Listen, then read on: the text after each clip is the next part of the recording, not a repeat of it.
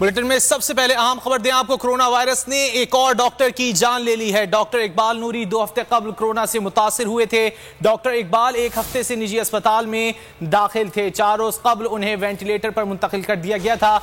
Doctor Iqbal ने डॉ medical college से 1984 में ग्रेजुएशन किया था। डॉक्टर इकबाल नूरी का कराची के मारूफ फिजिशियंस में शुमार होता था। बात कर लेते हैं बोल न्यूज़ की नुमाइंदा मरियम हसन से। मरियम, क्या तफसीलात हैं? जी हाँ, देखिए बिल्कुल कोरोना की चौथी लहर के इजाफे के साथ ही जो है हेल्थ वर्कर्स की मुतासिर होने का सिलसिला भी जारी है। और इस वक्त जो है मारूफ फिजिशियन कराची के डॉक्टर इकबाल नूरी जो हैं वो कोरोना के सबब जो है जाबाहक हो चुके हैं। 1 हफ्ते से ज्यादा अरसे में जो है निजी अस्पताल में जेर इलाज थे। 4 रोज कबल जो है उन्हें वेंटिलेटर पर मुंतकिल किया गया था। अलबत्ता आज सुबह जो है वो इंतकाल फरमा गए हैं। याद रहे कि डॉक्टर इकबाल नूरी ने डाउ कॉलेज से 98 किया था और उसके साथ साथ जो है अब तक पूरे मुल्क में 101 डॉक्टर समेत तिब्बी अमले के तकरीबन 165 अफराद कोरोना वायरस से जो है इंतकाल कर चुके हैं। और डॉक्टर कोरोना वबा की नजर हो गया। बहुत शुक्रिया मरियम हसन, आपने इस हवाले से आगाह किया। पाकिस्तान में कोरोना केसेस की मजमूई तादाद 10 लाख से बढ़ गई। ईद तातीलात के बायस कोरोना टेस्ट कम हुए, ताहम मस्बत केसेस की शरह में कमी ना आ सकी। 24 घंटों के दौरान 1425 मरीजों का इजाफा हुआ। सिर्फ सिंध में 1022 केसेस रिपोर्ट हो गए। मुल्क में मस्बत केसेस की शरह 5.65% देखी गई। ईद के बायस टेस्ट कम हुए मगर मुस्बत केसेस की शरह कम न हो सकी। 24 घंटों में 25,215 नमूनों की जांच की गई। 1,425 अफराद में कोविड की तस्दीक हो गई। मुस्बत केसेस की शरह 5.65% रही। कोरोना केसेस की मजमूई तादाद 10,34,000 हो गई। NCOC के मुताबिक कोरोना ने मजीद 11 जिंदगियां छीन ली। हलाकतों की तादाद 22,939 तक जा पहुंची। फाल केसेस बढ़कर 53,623 हो गए। नए केसेस में से 1,022 सिंध से रिपोर्ट हुए। कराची में मजीद 601 नमूनों में वायरस पाया गया। माहिरीन के मुताबिक नए मरीजों में बेशतर डेल्टा वेरिएंट का शिकार हैं। और कोरोना के हवाले से आपको अहम खबर देंगे। वजीर आला सिंध की जेर सदारत कोरोना सूबाई टास्क फोर्स का इजलास हुआ है। सूबे में कोरोना के मुस्बत केसेस की शरह 10.3% हो गई है। ब्रीफिंग में ऐसा बताया गया है। हमारे नुमाइंदे सलाहुद्दीन अली हमारे साथ मौजूद हैं, उनसे मजीद बात कर लेते हैं। सलाहुद्दीन, आगाह कीजिएगा, मुराद अली शाह ने इस मौके पर क्या बताया लोगों को? जी बिल्कुल, जो कोरोना टास्क फोर्स का इजलास है वो वज़ीर-ए-आला सिंध सैयद मुराद अली शाह की सदारत में भारत में अभी भी जारी है। जो सूबे में कोरोना केसेस बढ़ते जा रहे हैं उस पर तशवीश का इजहार किया गया है। जो ब्रीफिंग दी गई है उसमें बताया गया है कि पूरे सूबे के अंदर जो मुस्बत केसेस की शरह है वो बढ़कर 10% तक पहुंच गई है। और कराची की शरह जो है वो इस वक्त 21.58% हो चुकी है। तो इस हवाले से वज़ीर-ए-आला सिंध ने कहा कि ये जो सूरत हालत इंतहाई तशवीशनाक है और वज़ीर-ए-आला सिंध ने कहा कि ईद के बाद मजीद खराब हो सकती है। इस हवाले से जो वज़ीर-ए-आला सिंध को मजीद ये बताया गया कि जो केसेस बढ़ रहे हैं उनमें जो 35% मरीज हैं वो तकरीबन जो इज्तिमात में मुख्तलिफ इज्तिमात में जिन्होंने शिरकत की थी वो इस वबा का शिकार हो चुके हैं। इसमें बताया गया। ठीक है, सलाह बताइएगा कि इससे पहले ये कहा जा रहा था कि जो लोग खुद को वैक्सीनेट नहीं करेंगे उनकी सिम्स को ब्लॉक कर दिया जाएगा, तो इस हवाले से भी इजलास में कोई बात हुई है? जी बिल्कुल, जो इजलास वज़ीर-ए-आला सिंध की सदारत में हुआ है उसके अंदर ये फैसला किया गया है कि जिन्होंने वैक्सीन नहीं करवाई उनकी जो है सिम ब्लॉक कर दी जाएगी। इस हवाले से अब सिंध हुकूमत बाकायदा NCOC और PTA को इस हवाले से जो है तहरीर करेगी ताकि जो जिन्होंने हमारे सूबे के अंदर वैक्सीन नहीं करवाई उनकी जो सिमें यहाँ पर इस्तेमाल हो रही हैं उन्हें ब्लॉक कर दी जाए। तो इस हवाले से फैसला कोरोना टास्क फोर्स के इजलास में। और ठीक है, कोरोना टास्क फोर्स के इजलास के हवाले से सलाहुद्दीन आप हमें आगाह कर रहे थे। और इस इजलास में वजीर आला सिंध को ब्रीफिंग दी गई है। वैक्सीन ना लगवाने वालों के खिलाफ कार्रवाई की जाएगी और उनकी मोबाइल सिम ब्लॉक कर दी जाएगी। इससे पहले भी सिंध हुकूमत की जानिब से ऐसा कहा गया था, लेकिन अब हतमी तौर पर यह फैसला कर लिया गया है और इस सिलसिले में PTA से भी राब्ता किया जाएगा और वो तमाम ही लोग जो वैक्सीन नहीं लगवाएंगे अब उनकी सिम्स को फाइनली ब्लॉक करने का फैसला कर लिया गया है। आपको बता रहे हैं कि सिंध हुकूमत की जानिब से ये फैसला सामने आया है और वजीर आला सिंध मुराद अली शाह की जानिब से अब हतमी फैसला कर लिया गया है कि जो लोग वैक्सीनेट नहीं होंगे उनकी सिम को ब्लॉक कर दिया जाएगा। ईद उल अजहा के तीसरे रोज भी सुन्नत इब्राहिमी की अदायगी का सिलसिला जारी है। सरकारी छुट्टियों के खात्मे के बावजूद कई लोग आज भी जानवरों की कुर्बानी में मसरूफ हैं। दावतों और मेल मिलाप का सिलसिला भी जारी है। ईद कुर्बा का तीसरा रोज शहर में ताहाल जगह जगह आलाइशें और कचरे के ढेर मौजूद हैं। तहफ़्फ़ुज़ से शहरियों का गुजरना मुहाल हो गया है। इसी हवाले से मजीद बात करते हैं हमारे नुमाइंदे अब्दुल हसीब खान से। अब्दुल हसीब, बताइएगा क्या सूरत हाल देख रहे हैं आप?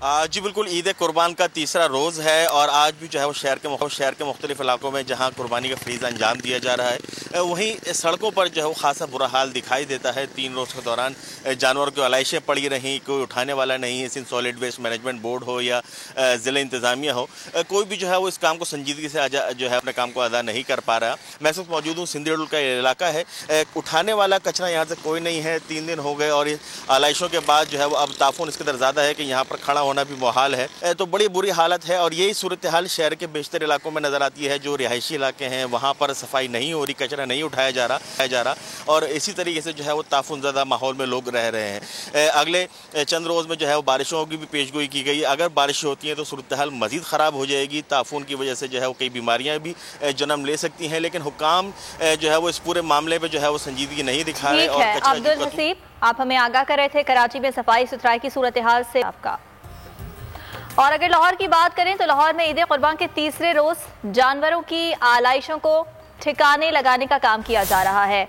LWMC के मुताबिक ईद के दूसरे रोज 19,000 टन से जायद वेस्ट को कलेक्ट किया गया। लाहौर में अब सफाई की क्या सूरत हाल है, ये जानेंगे नुमाइंदा बोल न्यूज़ जुनेद अहमद से। जुनेद अहमद, बताइए।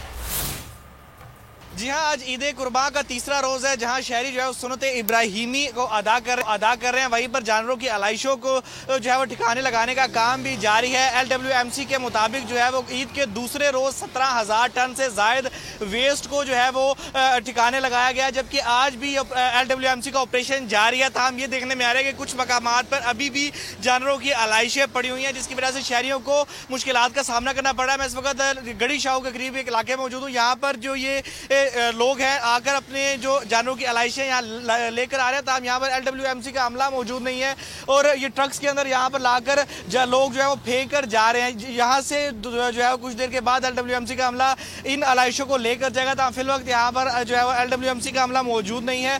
और शहर के दीगर इलाकों की बात करें तो और मुतादिद जगहों के अंदर से जो है वो LWMC का अमला जो है वो जानवरों की आलाइशों को उठाकर जो है वहाँ से लेकर जा भी रहा है। तमाम मुतादिद जगहों पर अभी भी मजीद काम के अंदर तेजी लाने की जरूरत है ताकि आलाइशों को बराबर तरीके से ठिकाने लगाया जा सके। और बहुत शुक्रिया आपका।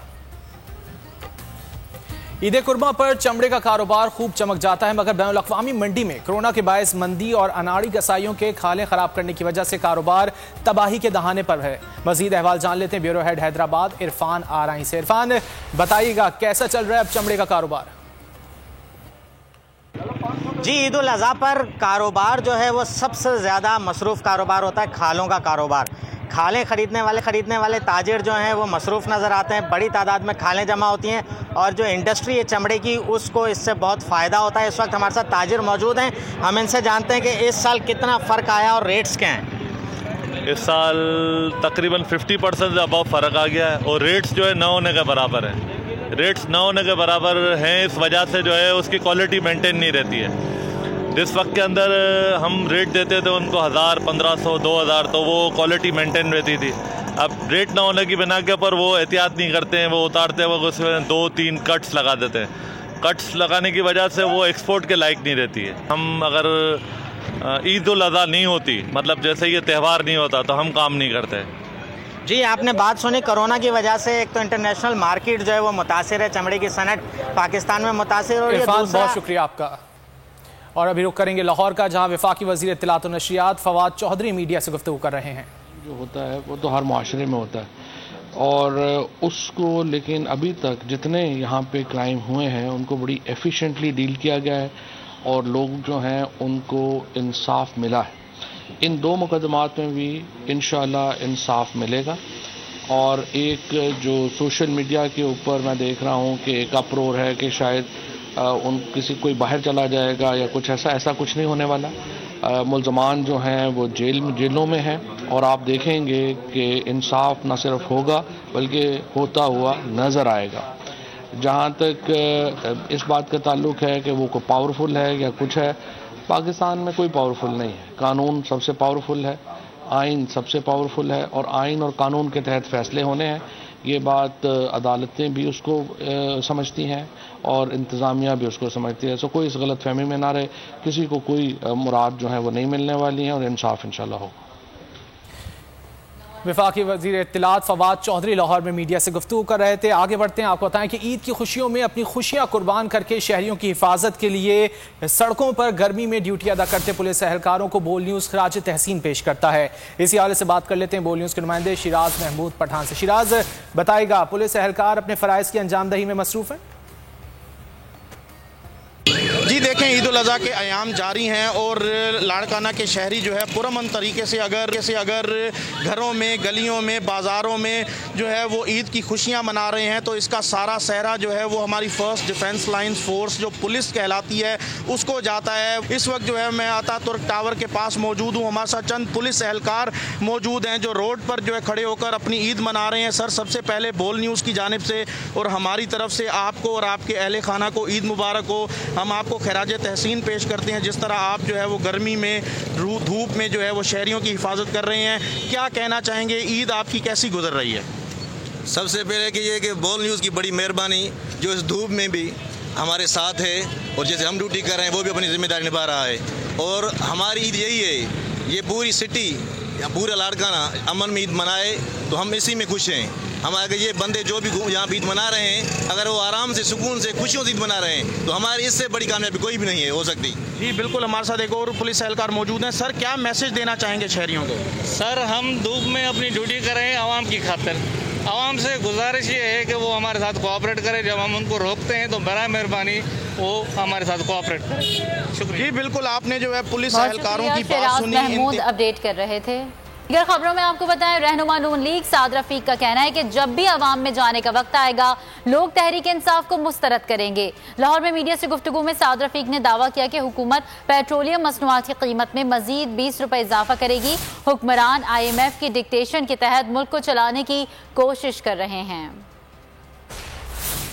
देखिए जी, महंगाई का जिन तो मुकम्मल बेकाबू हो चुका है। ये जो बजट इन्होंने पेश किया ये एक फेक बजट था। हमने उसी वक्त कहा था कि इस बजट के बाद कई मिनी बजट आएंगे और आप देख के पेट्रोलियम मसनूआत 40 दिन में 3 बार बढ़ गई हैं और अभी मजीद 20 रुपए ये इजाफा करेंगे क्योंकि ये IMF की डिक्टेशन के तहत पाकिस्तान को चलाने की कोशिश कर रहे हैं। तो पाकिस्तान के बाशऊर लोग ये सब कुछ देख रहे हैं। तो वो लोग जिन्होंने PTI को किसी भी शक्ल में सपोर्ट किया था, ये उनके लिए लम्हा फिक्रिया है कि उन्होंने किस मुसीबत को और किस अजाब को पाकिस्तानियों पर मुसल्लत किया है अपनी हमायत के जरिए। तो वक्त आ गया है कि लोग जाग जाएं और लोग जाग रहे हैं।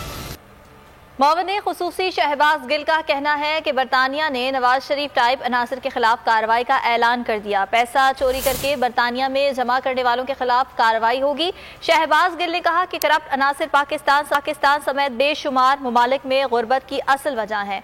करप्ट लोगों ने आखिर अपने अंजाम को पहुंचना है। उन्होंने कहा कि पहले मरहले में 5 ऐसे अफराद के खिलाफ कार्रवाई देर आयद दुरुस्त आयद है। आज़ाद कश्मीर कानून साज असम्बली के इलेक्शन के लिए सियासी मुहिम का आज आखिरी रोज है। वज़ीर आज़म इमरान खान 2 मकामात पर जलसों से खिताब करेंगे। बिलावल भी 2 हलकों में पावर शो करेंगे। कानून साज असम्बली के लिए पोलिंग इतवार को होगी। इलेक्शन कमीशन की दरख्वास्त पर पाक फौज तलब कर ली गई। मिशन कश्मीर का आखिरी रोज, सियासी जलसों का आज भी होगा जोर। आज़ाद कश्मीर इलेक्शन के लिए सियासी मुहिम आज रात खत्म होगी। आखिरी रोज वज़ीर आज़म इमरान खान तराड़कल और कोटली में जलसों से खिताब करेंगे। Chairman Peoples Party Bilawal Bhutto सरदारी बाग और मुजफ्फराबाद में पिंडाल सजाएंगे। मुस्लिम कॉन्फ्रेंस के सरदार अतीक धीरकोट में सियासी पावर शो करेंगे। कानून साज असम्बली के इंतखाबात के लिए पोलिंग इतवार को होगी। 33 हलकों में 12 बड़े मुकाबले मुतवक्किल हैं। इलेक्शन कमीशन की दरख्वास्त पर आइन के आर्टिकल 245 के तहत पाक फौज तलब कर ली गई है। ISPR के मुताबिक फौजी जवान 22 से 26 जुलाई के दौरान क्विक रिस्पांस फोर्स के तौर पर तैनात होंगे। आज़ाद कश्मीर में बिला तातुल पुरअमन अंदाज में इंतखाबात के इनेकाद का खुसूसी इक़दाम। आज़ाद कश्मीर इलेक्शन ने पाक फौज को सिक्योरिटी इंतजामात के लिए तलब कर लिया है। ISPR के मुताबिक 25 जुलाई को आज़ाद कश्मीर में इंतखाबात के दौरान पाक फौज क्विक रिएक्शन फोर्स के तहत 26 जुलाई तक तैनात रहेगी। नीम फौजी दस्ते बशमूल रेंजर्स FC भी मुतय्यन रहेंगे। आज़ाद कश्मीर में बिला तातुल पुरअमन अंदाज में इंतखाबात के इनेकाद का खुसूसी इक़दाम। आज़ाद कश्मीर इलेक्शन ने पाक फौज को सिक्योरिटी इंतजामात के लिए तलब कर लिया है। ISPR के मुताबिक 25 जुलाई को आज़ाद कश्मीर में इंतखाबात के दौरान पाक फौज क्विक रिएक्शन फोर्स के तहत 26 जुलाई तक तैनात रहेगी।